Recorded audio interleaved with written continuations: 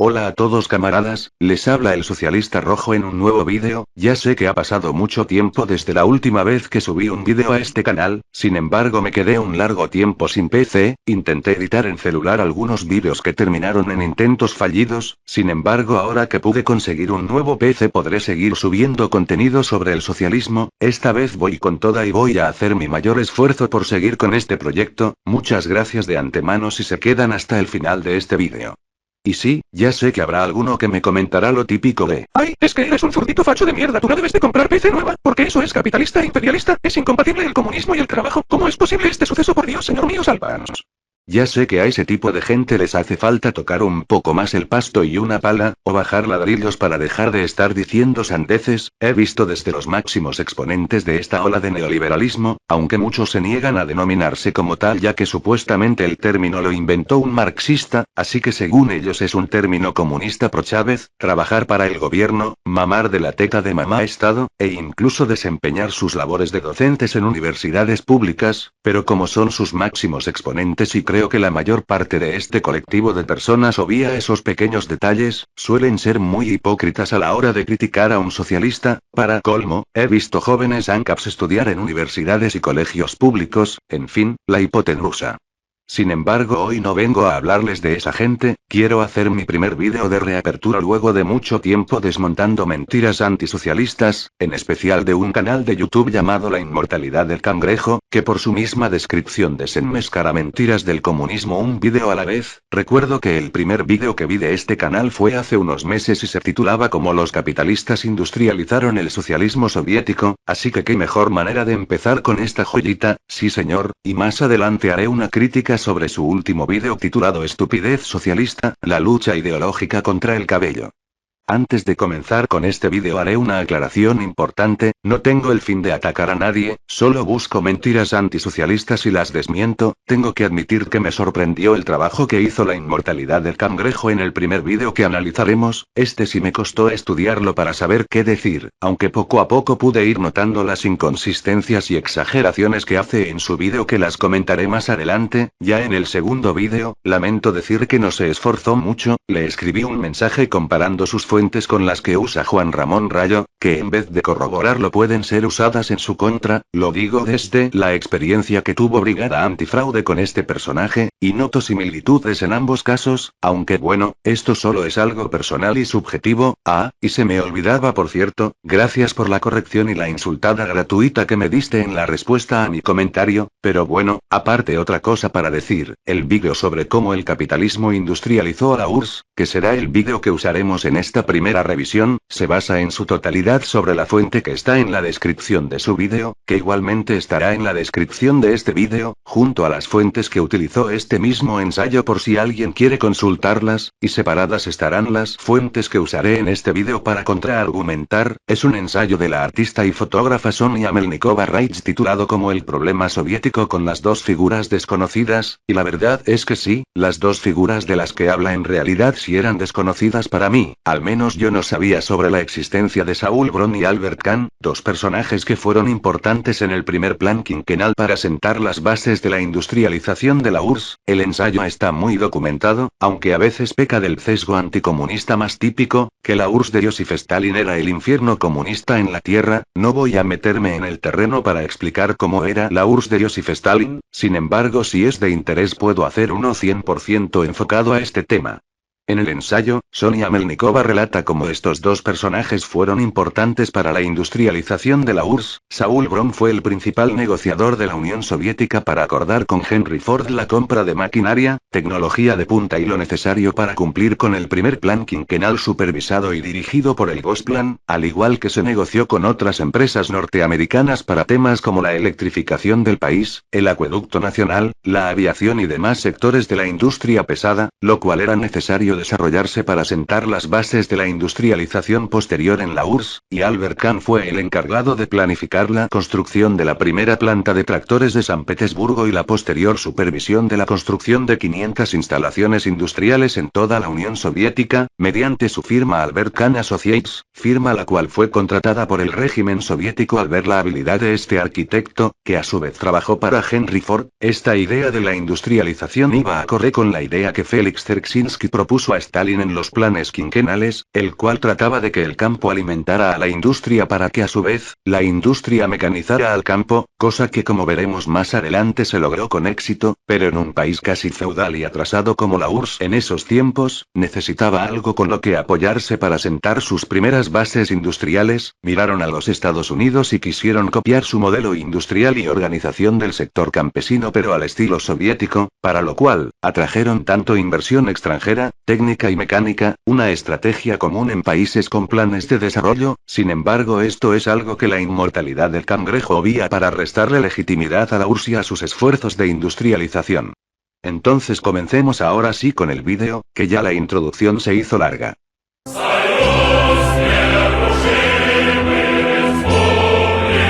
¿Cómo logró un país predominantemente agrario, con una población mayoritariamente campesina, transformarse en un país industrial en tan solo unas décadas?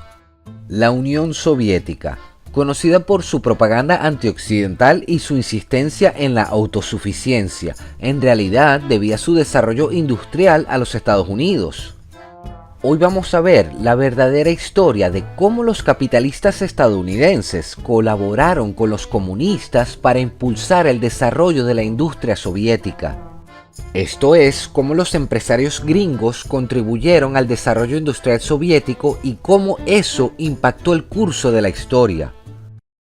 Empezamos fuerte dentro de lo que cabe. La dinámica en esta videocrítica será la siguiente: miraremos punto por punto las cuestiones clave que deja el vídeo de la inmortalidad del cangrejo. Podría fácilmente desmontar en este solo punto el por qué los Estados Unidos no fueron decisivos en la totalidad de la industrialización, y mucho menos en la victoria de la URSS sobre los nacionalsocialistas en la Segunda Guerra Mundial, ya que toda su introducción puede ser vista como un resumen del vídeo entero. Literalmente solo habla de eso en todo el vídeo, pero como me quedaría sin contenido para toda esta crítica, comenzaré con una observación, y es que la mera introducción que hace la Liga del Cangrejo desmontaría el mito de que la URSS fue un país aislacionista, que odiaba a todo el mundo, que no comerciaba con nadie y que el comunismo tiene que construir muros para poder funcionar. Es algo obvio que esto no fue así. De hecho, durante los primeros años de la Revolución Rusa y la Guerra Civil, fueron los países como Estados Unidos, Francia, Inglaterra y Japón los que cercaron a la URSS y la aislaron de todo el mundo comercial y diplomáticamente, aunque en esos tiempos aún no se fundaba la URSS, así le diremos para ser más específicos. Este cerco es conocido por algunos comunistas como el cerco imperialista, además de que estas potencias ocuparon un 7% del territorio soviético en distintas regiones del país para ayudar a los contrarrevolucionarios. Sin embargo, todo crítico de la URSS que obvia el hecho de que la URSS quiso ser un país aperturista, olvidan que el socialismo siempre fue internacionalista, y siempre se quiso expandir por todo el mundo, no como una plaga que es como lo ven muchos ahora, sino como una forma emancipatoria de todos los trabajadores del mundo. Lenin en su discurso en el Congreso de los Soviets de 1919 dijo: sin la ayuda de la revolución proletaria en Europa, no podremos mantenernos en pie. La revolución rusa solo será invencible cuando se propague por toda Europa. Cabe aclarar que Lenin decía que las revoluciones socialistas debían de ser ejecutadas según las condiciones de cada país. En su obra El Estado y la Revolución, decía que para sustituir el Estado burgués debía de darse una revolución violenta, y yo como comunista no puedo negar que toda revolución por vía de hechos estuvo plagada de muertos, sangre y fuego, porque como ha demostrado la historia, los cambios reales lamentablemente no se pueden dar si no hay un alzamiento masivo, lo que puede llevar a errores e incluso horrores. Pero Lenin tampoco negaba que la revolución podía darse de manera pacífica en otros países, que por ejemplo ya tuvieran sindicatos o parlamentos donde los partidos obreros fueran legales y fuertes. También, Lenin destacó la importancia sobre el comercio con otros países, y de hecho apoyaba mucho la idea del capitalismo de Estado como un paso hacia el socialismo. Tras su declaración sobre el fracaso del comunismo de guerra, ocurrió la instauración de la NEP,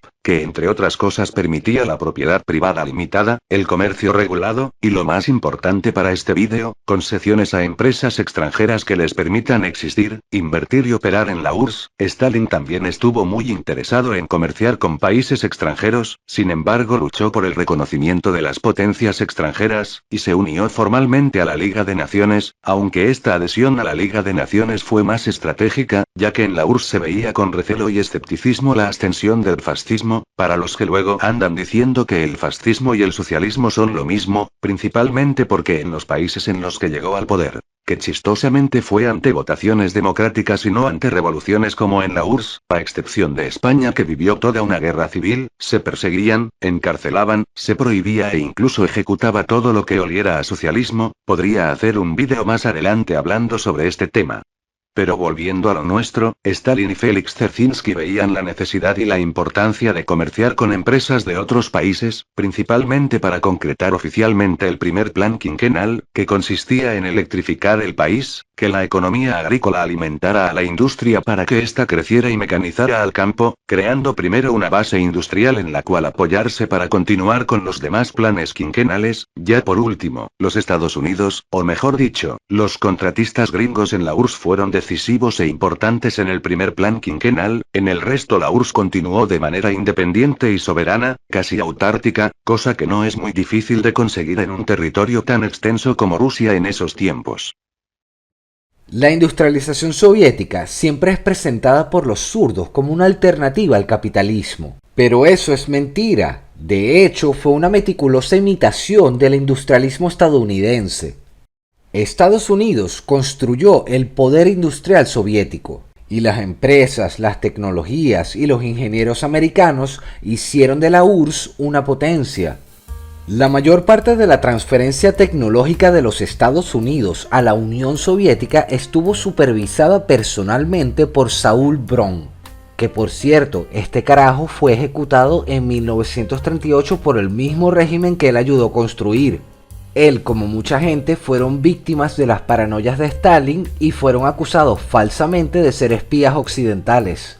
O sea, lo típico en un régimen paranoico comunista. En esta parte del vídeo se toca un tema interesante, sin embargo, no podré hablar mucho sobre eso sin que este vídeo tomara 3 horas, pero trataré de resumirlo lo más que pueda en este punto. Por cierto, en este punto me convencí totalmente de más adelante hacer un vídeo 100% dedicado a la URSS de Stalin. En primer lugar, ¿es cierto que el régimen de Stalin fue un régimen totalitario? Depende a lo que nos refiramos, la respuesta sería sí, en el caso de que nos refiramos a que era el Partido Comunista el que concentraba todo el poder o gran parte del poder en la Rusia soviética de esos tiempos, pero el poder no recaía sobre Stalin como si fuera un monarca absoluto del siglo XVI. De hecho, fue el Partido Comunista el que se tomó la libertad de elegir a Stalin como secretario general del partido en el 11º Congreso del Partido Comunista en 1922. Claro que esto le otorgaba un gran poder, pero no todo. De hecho, el mismo Partido Comunista tumbó algunas de las reformas progresistas, ojo, no wokes, ni progres, ni ninguna de esas basuras ideológicas, que quiso Stalin imponer y promulgar. Entre ellas las más importantes fueron la Constitución de 1936 y la Reforma Democrática. En la entrevista que le hizo el periodista y ejecutivo de los medios estadounidenses, Roy Howard en 1936 sobre estas reformas, y para no extenderme mucho en esta cuestión dejaré la entrevista en la descripción para el que quiera verla. Stalin decía que esperaba a que las primeras elecciones se celebraran como elecciones directas, libres y secretas, donde el candidato de cada contienda electoral no necesariamente debía de ser del mismo Partido Comunista, sino de cualquier sector público y social, esto con el fin de no burocratizar a la URSS y que las elecciones fueran una forma de evitar que la corrupción social y política crezca, pero a la final no se logró imponer por la fuerte oposición que tuvo esta reforma, desde afuera en los gobiernos regionales del territorio de la URSS, hasta entre jefes y comisarios de la NKVD, e incluso dentro del mismo aparato del Comité Central del partido, desde los leales a Stalin como sus opositores, saboteando y boicoteando estas reformas, siendo una de las causas principales del asesinato de Sergei Kirov, y marcando así el inicio de las mal llamadas purgas stalinistas, la Gran Purga o el Terror Rojo, que más que purgas más bien fueron una serie de juicios ejecutados en Moscú. Así que con todo esto dicho, si Stalin fuera aquel dictador comunista malévolo, el zar rojo o el Luis XVI tipo el Estado soy y yo, como lo dicen los anticomunistas, estas reformas debieron de haberse implantado solo con el mandato de Stalin, y debieron haberse ejecutado elecciones libres, directas y secretas, pero no fue el caso. Incluso la misma CIA calificó como exageradas todas las acusaciones que caían sobre Stalin de ser un dictador, ya que su figura dentro del aparato del Partido Comunista de la Unión Soviética simplemente no cabía con la de un dictador. Saúl Grigorich Bron nació en Odessa, Ucrania, en 1887 y obtuvo su educación en Suiza, en la Universidad de Zúrich, en donde se graduó de economista. Después de la revolución bolchevique, él se convirtió en la figura clave de la política económica soviética, en particular del comercio exterior. Saúl Brón era miembro del Consejo Económico Supremo y director general de muchas empresas estatales. Por ejemplo, él era el director del Banco de Comercio Exterior y también dirigía el Exportkleb, una empresa exportadora de cereales. Básicamente, él era uno de los que supervisaba el comercio soviético con los países capitalistas. Es más, cuando Stalin eligió a Anastas Mikoyan como comisario de comercio exterior, Mikoyan dudaba y no estaba seguro de poder hacer el trabajo. Entonces Stalin le aseguró que le enviaría a algunas personas con experiencia, especialmente a Saúl Brón. Durante la década de 1920 a 1930, la URSS no era reconocida por los Estados Unidos y por lo tanto no podían negociar directamente. Sin embargo, varios miembros del gobierno americano, como el senador William Borah, tenían buenas opiniones sobre la Unión Soviética, de modo que era posible tener algún tipo de comercio por delegación. El principal representante del comercio soviético-americano era la Antwerp Trading Corporation, establecida en 1924. En teoría, Antwerp era una corporación estadounidense, pero en la práctica era una entidad soviética controlada por el Politburó. O sea, básicamente era como un monopolio que controlaba todo el comercio soviético-estadounidense. Y en 1927, Stalin nombró a Saúl Brón director general de Antwerp Trading Corporation. Stalin como tal no nombró personalmente a Saúl Brón para ningún cargo, Stalin no tenía esa capacidad, pero sí podía influenciar en recomendaciones y decisiones dentro de lo que le correspondía como secretario general de la URSS, estando metido en todos los aspectos del gobierno, pero como un actor, no un director en cada caso, más allá de ser el director y supervisor del Departamento de Organización y Distribución del Comité Central, la que se encargaba de elegir a los directores y demás miembros en los órganos del Estado, manejaba la correspondencia entre las comunicaciones del Comité Central, los comités regionales y los locales, y obviamente tenía acceso a información interna y privilegiada sobre lo que pasaba en la URSS. En cuanto al gabinete soviético, el aparato estatal y todos sus órganos funcionaban, por así decirlo, de manera democrática entre sus mismos miembros, o sea, los más altos dentro del poder soviético, que en cada caso elegían a las personas nombradas para cierto cargo. En el caso de Saúl Brón fue elegido por los miembros del Comisariado del Pueblo para el Comercio Exterior, dirigido por Anastas Mikoyan. No tengo información sobre quienes estuvieron a favor y quienes estuvieron en contra por la poca información que pude encontrar sobre este personaje. Si alguien que vea este vídeo sabe más sobre el caso de Saúl Brón me puede hacer llegar información, pero con lo que digo, podemos concluir que Stalin no tuvo un papel importante o decisivo dentro del nombramiento de Saúl Brón. Esto lo digo basado en las experiencias de Leonid Krasny, Arkady Rosengolds, o Pavel Bogdanov, que fue el presidente del Armtorg el cual le siguió a Saúl Brón en tal cargo. Como director de Antwerp, Saúl Brón buscaba y elegía personalmente socios estadounidenses que ayudaran a la industrialización soviética. Por ejemplo, uno de los primeros socios de Brón fue el arquitecto industrial de Detroit, Albert Kahn. Aquí los puedes ver firmando un contrato. En 1929, Albert Kahn y sus asociados obtuvieron un megacontrato para diseñar y supervisar la construcción de la planta de tractores en Stalingrado. Ellos diseñaron la fábrica siguiendo como modelo la planta de International Harvester en Milwaukee. La compañía de Albert Kahn organizó todo el proceso. Ellos adquirieron los materiales, la maquinaria, los equipos y proporcionaron los expertos, que por supuesto eran americanos. Básicamente, la planta de tractores en Stalingrado fue construida como si fueran unas piezas de Lego. Los componentes se producían en Estados Unidos y se ensamblaban en la Unión Soviética bajo la supervisión de los gringos. Por ejemplo, los elementos estructurales de acero fueron prefabricados en Nueva York y enviados a Stalingrado, en donde eran ensamblados bajo la supervisión de constructores e ingenieros estadounidenses. Todos los trabajos de calefacción, fontanería, soldadura y electricidad estaban supervisados por los gringos. Además, todos los materiales, equipos y herramientas de construcción fueron de fabricación estadounidense. En 1941 y 1942, la planta de tractores de Stalingrado sería la principal productora de los famosos tanques T-34. Y el T-34 es glorificado como el ejemplo del genio de la ingeniería soviética.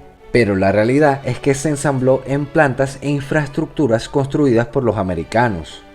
Para el año de 1930, Albert Kahn recibió el encargo de diseñar y supervisar casi toda la construcción industrial soviética en el marco del primer y segundo plan quinquenal. A ver, ya en este punto se empieza a deslegitimar el esfuerzo de la URSS para industrializarse, solo mencionará más adelante que fueron los soviéticos quienes pusieron el dinero, pero aparte, la mano de obra, la estadía para los americanos y los trabajadores que se emplearon en esta planta eran puestos por los soviéticos. Esta deslegitimización empieza desde la base de que la URSS era un país con cero capacidad de innovación y que se valía de copiarse de los Estados Unidos. Estaría bien si no fuera porque la URSS no fue el único país que aplicó esta medida. La China de Deng Xiaoping hizo algo similar con Ford, Coca-Cola, PepsiCo, Intel, IBM, etc., con una serie de condiciones bastante pesadas, como que la inversión extranjera debía de tener sí o sí un socio chino miembro del Partido Comunista, la propiedad sobre la tierra era muy limitada, y se producía bajo las condiciones chinas. De hecho, muchos recordarán de que China fue un país que producía cosas de muy mala calidad, que se rompían con solo verlos, pero al igual que la URSS, China empezó su industrialización copiándose de otras tecnologías, hasta poder desarrollar la suya propia. Lo mismo pasó incluso con Inglaterra y los propios Estados Unidos. Los británicos directamente prohibían salir del país a las personas que tuvieran conocimientos en las maquinarias de textiles, se prohibió el comercio de textiles que le hicieran la competencia a Gran Bretaña con los Países Bajos, incluso se ofrecía recompensas por mano de obra especializada en maquinaria industrial tanto en los Estados Unidos como en Gran Bretaña, y creo que la inmortalidad del cangrejo obvia o ignora directamente que la innovación en la industria no es espontánea, o sea, que le pidas a un país que genere plantas hidroeléctricas, si ni su gente siquiera sabe cómo funciona el flujo del agua y cómo obtener energía de esto, es como si le pidieras a un bebé de 2 años hacer una operación de álgebra si ni siquiera sabe leer ni sumar, y es que como dijo Alexander Hamilton, la industria es como un niño pequeño, se le debe de proteger y enseñar hasta que crezca, y eso la URSS lo tenía muy claro. En ella, los esfuerzos de innovación en la industria soviética fueron liderados por arquitectos, ingenieros, planificadores industriales, etc. En cuanto al T-34, sí se tomó inspiración de diseños gringos, más específicamente del ingeniero estadounidense Walter Christie, sobre todo en el diseño de la suspensión y la movilidad de oruga, pero el diseño como tal del T-34 fue desarrollado por Mikhail Koshkin en la planta de locomotoras de Kharkov,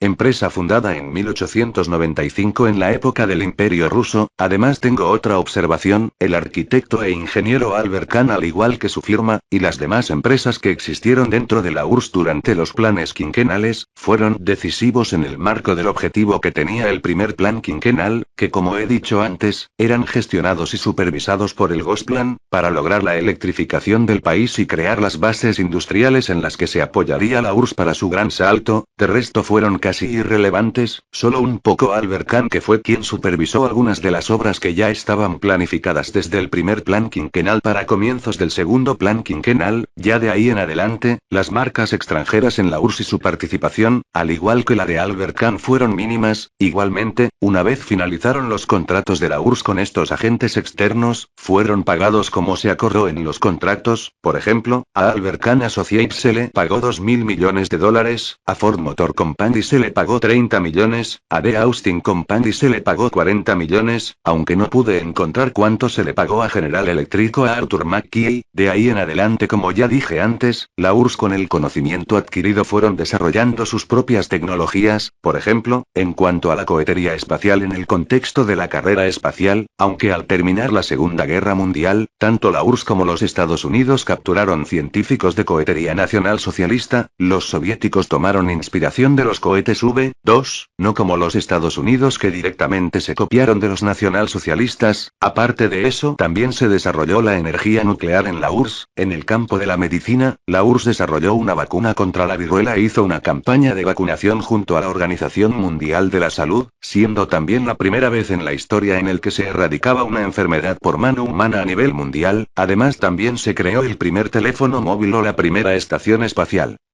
Más de 550 plantas e instalaciones en toda la URSS, toda la industria soviética de tanques, automóviles y tractores, por un valor estimado de más o menos $2.000 millones.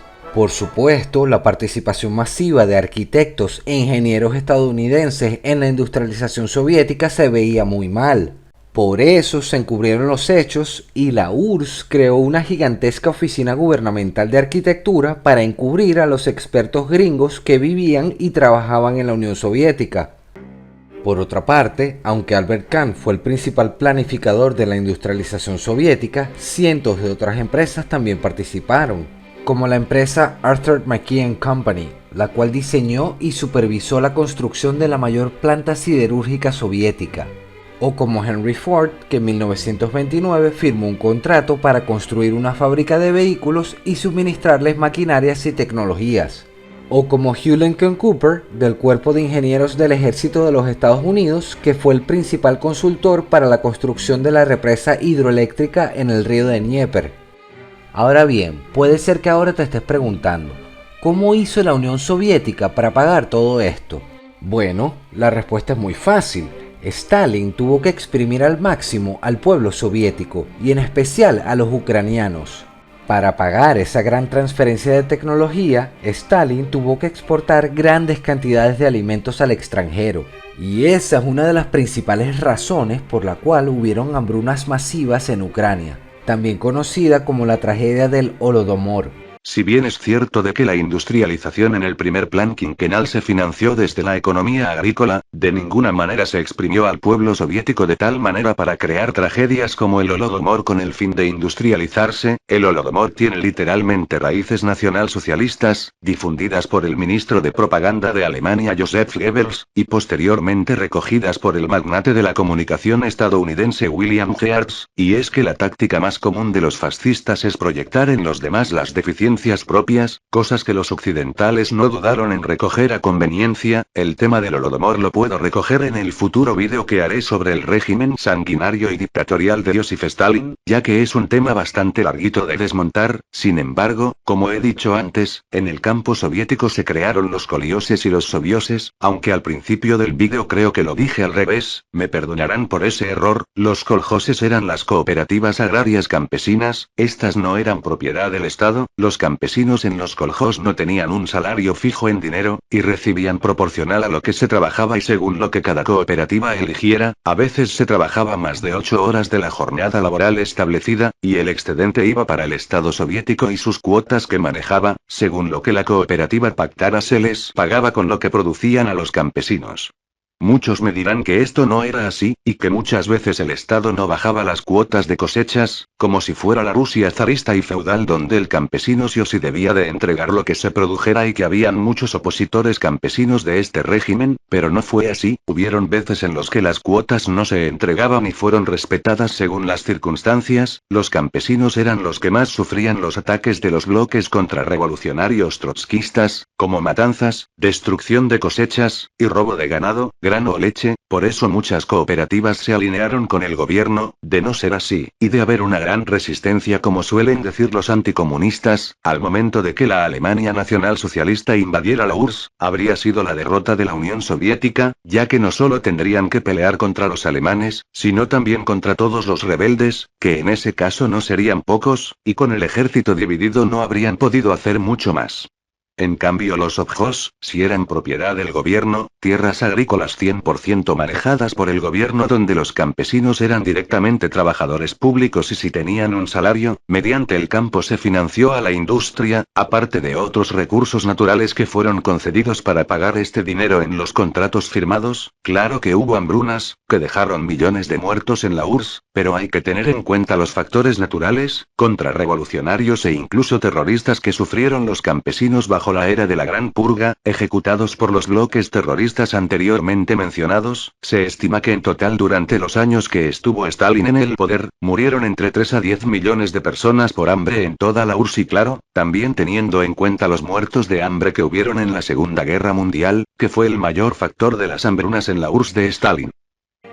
Entonces, esa narrativa de que la Unión Soviética era un país autosuficiente es completamente mentira. La industrialización soviética dependía totalmente de ayuda, experiencia e importaciones tecnológicas estadounidenses. Y aún así, con toda esa ayuda, la URSS nunca se volvió autosuficiente. Y eso por no mencionar todos los cuellos de botella que se encontraban en el sistema industrial soviético. Por ejemplo, uno de esos cuellos de botella era el combustible. La Unión Soviética tenía petróleo, pero no podía producir el combustible de aviación de alto octanaje. La producción doméstica solo podía cubrir el 4% del combustible necesario para los aviones militares. Yo pienso que lo más probable es que al construir la industria soviética, los estadounidenses incluyeron deliberadamente una serie de cuellos de botellas y limitaciones. Es decir, la industria militar soviética solo era plenamente funcional como aliado de los Estados Unidos y nada más. Por supuesto, esto solamente en el periodo de la preguerra y durante la Segunda Guerra Mundial, ya después no. Pero bueno, en fin, mi opinión es que al construir la industria soviética, los americanos dejaron ciertas limitaciones para que la URSS solo sirviera como aliados en la guerra contra Alemania y nada más. Ya me dirás tú si eso fue una buena idea o no.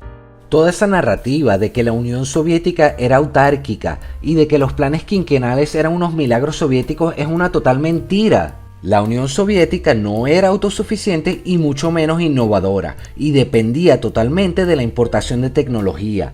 Y sí que es verdad que la industrialización de la Unión Soviética fue algo rápido y en muchas áreas exitosa, pero todo eso se gestionó desde el extranjero y tenía una serie de cuellos de botella que hicieron que la URSS fuera una potencia muy frágil.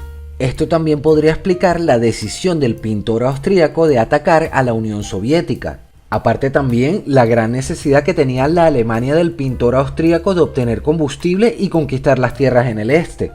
Además, él comprendió correctamente el aspecto militar de la guerra y tenía razón al pensar que el ataque alemán destruiría la economía soviética. Pero lo que no anticipó era que los americanos cubrirían al 100% todas las necesidades soviéticas, desde alimentos hasta camiones, combustibles y hasta explosivos. Por otra parte, este video no solo ha sido una crítica en contra de la propaganda soviética y de toda la gente que se lo cree, es también una crítica a los empresarios que se hicieron súper ricos armando un enemigo que años después iba a ser el principal rival de Occidente. Y eso por no mencionar cómo se hizo para pagar con dinero lleno de sangre esa transferencia tecnológica. En conclusión, la Unión Soviética nunca fue autosuficiente ni consiguió la capacidad para innovar su industria. En muchos aspectos, la URSS era un país comercial, dependiente de la importación de tecnología de Occidente y de la exportación de recursos naturales, aunque toda su propaganda diga lo contrario. Pero bueno, eso es lo que pasa cuando un país tiene un sistema socialista. No tienen ninguna capacidad para producir o innovar, y lo único que pueden hacer es importar tecnologías y copiarlas, lo cual ellos después vienen y llaman a eso como un éxito socialista. Ya estamos finalizando esta sección del vídeo, y como dije antes, fue el más elaborado de los dos que vi de la inmortalidad del cangrejo. Voy a explicar los supuestos cuellos de botella generalizados. Claro que fueron comunes en los principios de la industrialización soviética, era un país que apenas daba sus primeros pasos. Los cuellos de botella en el caso de las industrias, es cuando la producción industrial se queda corta y no produce a ritmos esperados. Repito, estos fueron comunes al principio de la industrialización soviética y en la Segunda Guerra Mundial, en el cuarto plan quinquenal que se basó en la recuperación de la URSS industrial y económicamente, estos cuellos de botella dejaron de ser tan comunes, y más sin embargo esto no la volvió una potencia frágil. Es completamente contradictorio. ¿Cómo puede ser una potencia frágil, dependiente de los Estados Unidos y a la vez el principal rival de Occidente?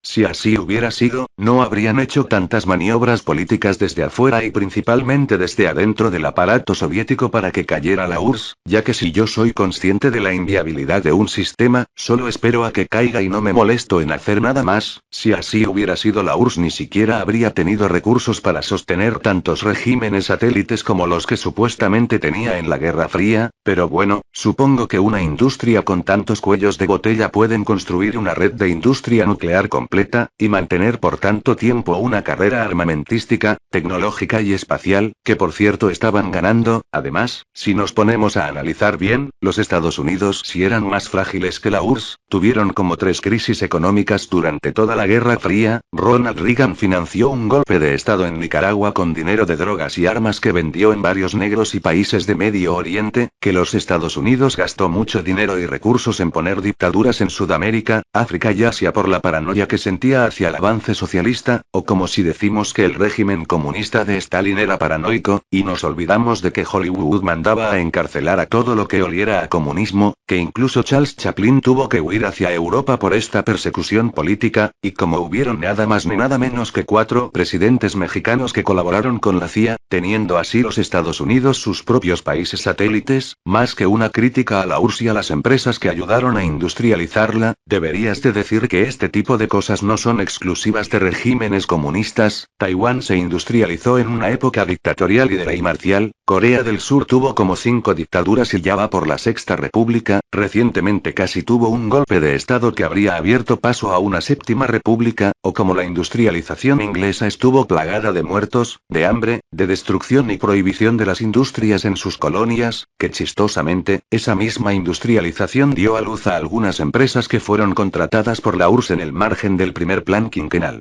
Bueno, hasta aquí hemos llegado por hoy, pero antes de terminar me gustaría darle las gracias a Sonia Melnikova y a su trabajo. Gracias a ella y su gran investigación pude hacer este video. Si quieres ver el artículo original te lo voy a dejar en la descripción. Y bueno, mientras tanto, no te dejes engañar y mantente libre. Nos vemos en la próxima.